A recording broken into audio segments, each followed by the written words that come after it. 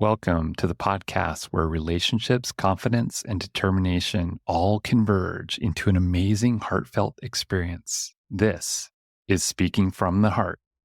Welcome back to episode number 169 of Speaking from the Heart. I really want to open up to you about why it's so important to share your story.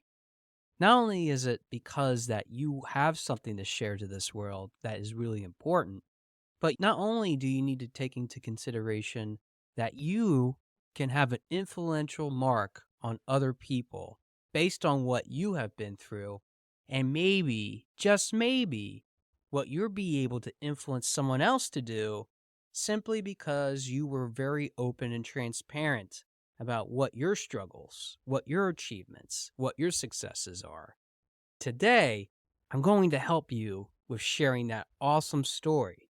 Because regardless of what reaction is received, regardless of what you might feel as a level of comfort or a level of transparency about it, you can make a difference not just in all kinds of people's lives, but if you can make an impact on just one person's life, that in itself can be such a rewarding experience. Before we even dive into that, I have to tell you why we're even doing this episode today. Because since I've started this podcast over a year and a half ago, it's been amazing to hear all kinds of feedback from my listeners, even people that are close friends of mine, telling me about why I've been so open, why have I been so transparent about some of the struggles, some of the issues, some of the things that I have been through. Of course, many people even reach out to say, "You're oversharing. Why are you doing that? Don't you think that's going to impact your business, let alone even people that want to work with you? Aren't you alienating them to begin with? Don't you even think about yourself when you hear yourself talk about all these things?" All of those questions, all of those points are taken into consideration. And early on, I had a lot of imposter syndrome about whether or not I should share many of my situations, many of my struggles that I've been through. But it's become second nature for me, especially as I've gotten to this point, to continuously share why it's so important to not only listen to stories that I've had on the show, but it's also going to help so much with creating that advertisement, that opportunity to not only help yourself become that best version of yourself, but also help each other see that we all struggle. We all have similar plights. We might have some things that we're willing to work on, but to have that inspiration, to have that creativity, to be able to share who you really are means that you're able to find that opportunity amongst each other and ourselves. The biggest secret in ever opening up about your story is not only knowing what the facts are, but being comfortable with what you're being able to share. It was roughly 13 years ago that I walked into my first Toastmasters meeting, which for many of my listeners, I've told this story in some of my earlier episodes, but for my newer listeners, you might have never even heard of this, so I'm going to go ahead and share it with you. Walking into that room where I saw people that I never saw before, I was very afraid. I wasn't sure what kind of reaction I was going to receive. A freshly minted college student that graduated with high marks, being able to also work on his first master's degree, which at a very early age is something that you normally don't think about, has been achievement after achievement after achievement. But yet, that was only in the academic sense. When I walked into the real world, knowing that public speaking was going to be so important, I realized that maybe I needed to work on those skills a little bit more than I ever paid attention to in the first place. Hence the reason that even after almost 13 years, I'm still involved with Toastmasters in some capacity. But the biggest secret about opening up, being able to share our story, is that I had to just get up there. I had to try. And trying means that you have to put a little bit of effort into something that normally doesn't come easy for some people or maybe some circumstances. It actually means putting yourself being vulnerable and just trying to get yourself to move in the direction that creates not just the things that allow us to find opportunity, not just in the ways in which we need to share ourselves, but also realizing that the skills that I could learn, the ideas, the perspectives that I could realize today can be further shared with other people. That's where my love of Toastmasters came alive. When I knew that I was practicing not only the visualization skills of being able to have eye contact, being able to project my voice, being able to share meaningful, general, and specific purpose type speeches. These all accumulated into opportunities that, regardless of what other people might feel about it, I got comfortable with myself, which, the truth be told, the biggest obstacle that I had to overcome was myself.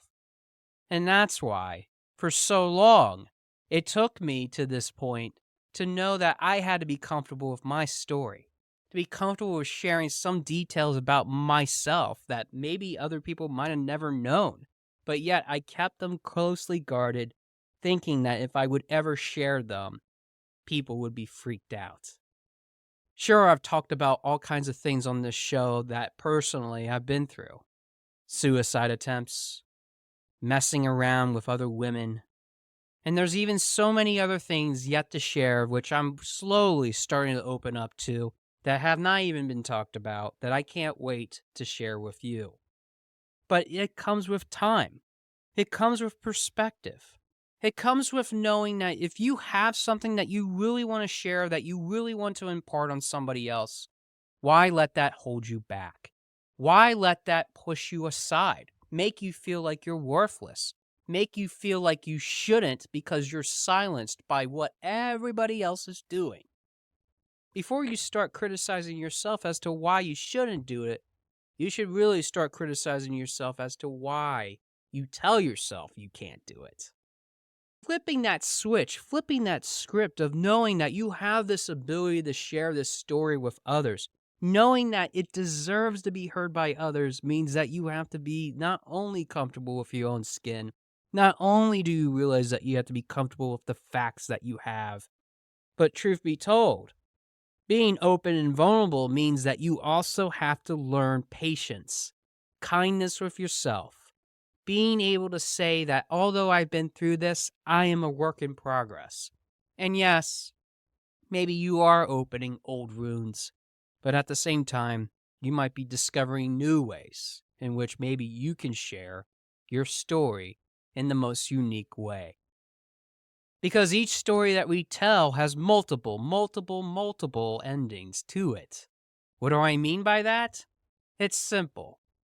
The messages that we have in each of the things that we do or go through, whether it's with a person, a place, or a thing, each have different connotations. They have different ways in which they resonate with the audience.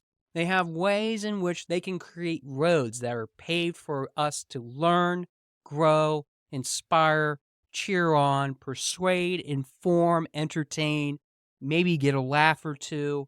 Regardless of what it is, one thing is for certain. Knowing that whatever reaction is received means that you have to understand you are worthy of being able to communicate all those different messages and that you're not going to please everyone. Just as much as I tell my life coaching clients that you can't get to every single person because they would also have to overcome some of their own hurdles, their own challenges, we also have to learn that in the public speaking realm, we're not going to be able to seek or reach out to every single audience member. So how do we get started with this? How do we even get comfortable with talking about subjects that were very personable to us? Whether it's something that might be of a financial sense, maybe a breakup with someone. How can we share these messages so that they have a context, a picture, if you will, that fits into the bigger jigsaw puzzle of what we're trying to share in our lives, our stories, or maybe even in that public speaking event that we're trying to approach? Well, I have a few suggestions for you that maybe you can start writing down. Number one is that you have to learn to get comfortable just being able to get in front of a room. Whether that is even in a microphone, whether that's in front of a camera, it doesn't matter what you will define what room is, but the room has to be something that you can start very small and grow bigger and bigger and bigger in. You don't have to reach for the stars. You don't have to be speaking to 30,000 people. You don't have to start out with such a big audience. Truth be told, in my Toastmasters journey, I averaged between 5 to 10 people in the audience and got upwards to possibly 20 to 30 people. And then in the highlight of my Toastmasters career, which is definitely not ending anytime soon, I have been able to reach 100 to 200 people max. Those might be small rookie numbers to some people, especially professional speakers. But to me, I feel comfortable being able to speak to those bigger circles now because of being able to see what the dynamics are, being able to see all kinds of different interactions and relationships, all the different confidence and determination factors that I had to wrestle with to get to where I am today. So start small with the room being whatever that is, whether it is in front of a camera, whether it's in front of somebody else, or those 5 to 10 people that might be attending. Number 2 is after you get comfortable with the room, get comfortable with your speaking. The biggest imposter syndrome that I had for the longest time was listening to my own voice. I have to be honest, though, that it took until this podcast, starting this, made me feel a lot more comfortable with the way that I spoke. Sometimes I don't say the right words. Sometimes I have mispronunciations. If you really are a hawk-eye listener to this show, you'll even notice that some of the words that even when these episodes go through the final cut, I still leave in words that are incorrect. It's okay, though. But I got comfortable with knowing that even when I make mistakes, I'm starting to grow and understand how I resonate with the audience. Whether I speak really loud or speak really soft, I know that my energy level can be controlled, and being able to use those different types of techniques takes repetition, practicing over and over again, but also learning about how my voice resonates with others. So number 2 is really getting comfortable with what your voice sounds like. And not every voice is unique. Embrace your unique qualities and don't try to mimic someone else. Those are some of the most basic of things that even the most accomplished speakers oftentimes forget. The last point that I could offer today that would help you with getting over what you might have as fear or concern about telling your story to others is knowing that if people are judging you, if they are rattled by what you have to say, you have $1 million signature topic speech. Let me repeat that again. Your speech that might be offending, might be hurting someone, could be worth $1 million. Now, I have to also caveat saying that because I'm not saying that offensive, vulgar topics that you're talking about will attract potential people that will pay you $1 million to listen to it. But if you think about all the movies, all the different types of films that have been aired across the years based on real events, even writings, books that have been based on true characters, many of those deals happen from real-life experiences or adapted from real-life experiences to be able to become most acclaimed. I often think of the movie Rudy, in which that was based on a real true story of somebody that walked on the Notre Dame field and was able to play football at a collegiate level for one game.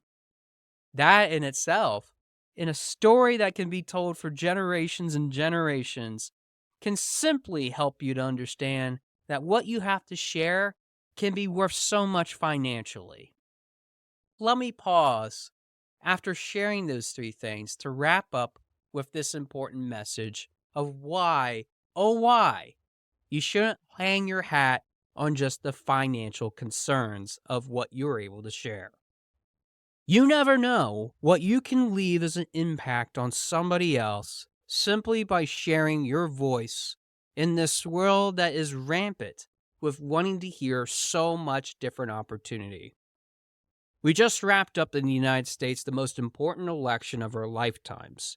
Regardless of what you might feel about either candidate or the candidate that won, there's one thing that we have to remember.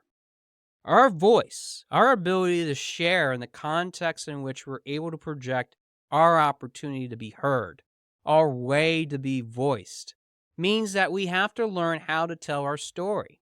We have to be able to not only signify why it's so important for us to learn and grow and expand, but we also have to dig deep into the reasons why that story is so important. Knowing the purpose, knowing how to project yourself. Different attitudes, perceptions, realities of other people can make us feel more comfortable, more transparent in some circles over others as to why our messaging is so important. But the aspect of what is really at the heart of why I share this message today is that it just takes one person to hear what you have to say that will help you with not only telling that story today, but how that story will be told for generations to come. You see, that voice that you have inside of yourself can also be unleashing an awesome opportunity to share it with other people, to share it with places that you never thought you could ever reach, to maybe being written down to be read for generations to come. I'm sure that many of the authors that we've had on the show, let alone all the authors that have ever written books in their lifetimes, both past, present, and the future, would always want to have that claim to fame, being able to share their story to others, whether it's fiction or nonfiction. But being vulnerable, being able to share yourself means that you're giving a gift of compassion, giving it in a way in which when you share it, you're delivering value. The secret isn't just about figuring out why you want to share that story, how it could be paid off, how it could just grow from a small little room to a bigger room, regardless of what that medium is. The real secret is, how much are you willing to invest in yourself so that you are able to share it? If you're ever going to open up about your story, just know this. Even if you think that no one's listening, there is at least one other person that is hearing you. Yourself. Every time that you hear yourself speak, every time that you share your story, you'll gain a deeper appreciation about who you are. And the more that you feel comfortable about yourself, the more that you get those reactions, even from yourself, even when you feel that today is not the day to feel comfortable about sharing what is on your heart and what is on your mind. Just know that the impact that you could have just starts with one person. Even if it's just you, even if it's just your significant other, know that sharing your story, being able to tell it, is something that you have every right to share.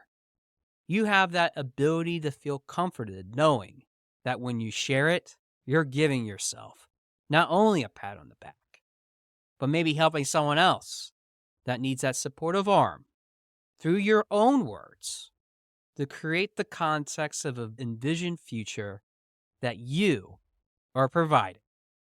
And I think that being able to do that is pretty darn vulnerable of you to do, but also pretty rewarding. Thanks for listening to episode number 169 of Speaking from the Heart, and I look forward to hearing from your heart very soon. Thanks for listening. For more information about our podcast and future shows, search for Speaking from the Heart to subscribe and be notified wherever you listen to your podcasts. Visit us at www.yourspeakingvoice.biz for more information about potential services that can help you create the best version of yourself. See you next time.